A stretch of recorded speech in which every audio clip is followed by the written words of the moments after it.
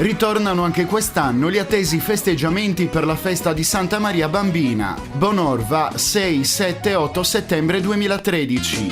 6 settembre ore 17. Animazione per bambini e famiglie con il clown Lillo e il suo staff. Ore 21:30. Edoardo Bennato in concerto. Viva la mamma, affezionata a quella gonna un po' lunga, così elegantemente anni 50, sempre così sincera.